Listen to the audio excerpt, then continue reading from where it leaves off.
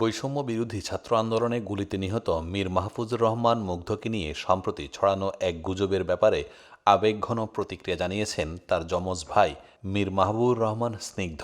গুজব ছড়ানোর আগে রটনাকারীদের নিজেদের ভাই বোন পরিবারের কথা চিন্তা করতে বলেছেন তিনি। স্নিগ্ধ বলেছেন, গুজব ছড়ানো অনেক সহজ কাজ, কিন্তু যাদের ব্যাপারে ছড়ানো হচ্ছে তাদের জীবনের উপর দিয়ে কি যাচ্ছে তা জড়িতরা বুঝতে পারছে না।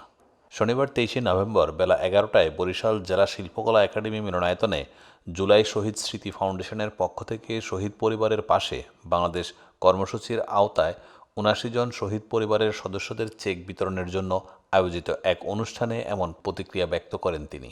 স্নিগ্ধ বলেন, যারা আন্দোলনে শহীদ হয়েছেন তারা তাদের সর্বোচ্চ ত্যাগ করেছেন। কেউ তাদের কবর জিয়ারত করতে গিয়েছে কিনা কিংবা করতে যাচ্ছে কিনা এ কারণে তার আত্মত্যাগ কোনো অংশে কম হতে পারে না। তারা তাদের জীবন দিয়েছেন, এর থেকে বড় আত্মত্যাগ হতে পারে না। তাদের সম্মান সর্বোচ্চ থাকবে। বাংলাদেশের সরকারকেও নিশ্চিত করতে হবে যেন শহীদরা তাদের সম্মান ও তাদের পরিবার প্রাপ্য অধিকারটুকু পায়। তিনি বলেন, যারা গুজব ছড়াচ্ছেন তাদের পরিবার আছে, তাদের ভাই বোন আছে।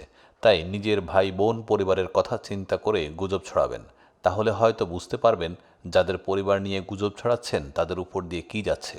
গুজব রটনাকারীদের বিষয়ে কঠোর ব্যবস্থা নেওয়ার জন্য সরকারকে আহ্বান জানিয়ে জুলাই শহীদ স্মৃতি ফাউন্ডেশনের সিইও আরও বলেন, আমার ভাই শহীদ হয়েছে, এইটার জন্য যদি তার লাশের ছবি সোশ্যাল মিডিয়ায় প্রকাশ করতে হয় তাহলে সেটা আমার ভাইয়ের রক্তের সঙ্গে অসম্মান করা ছাড়া কিছুই হবে না।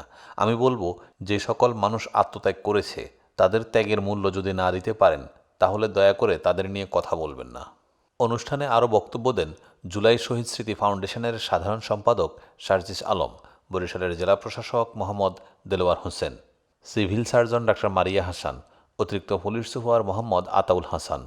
উল্লেখ্য, মুগ্ধ ও স্নিগ্ধ একই ব্যক্তি দাবি করে সম্প্রতি ছড়ানো একটি গুজব ঘিরে তোলপাড় শুরু হয় সামাজিক যোগাযোগ মাধ্যমে।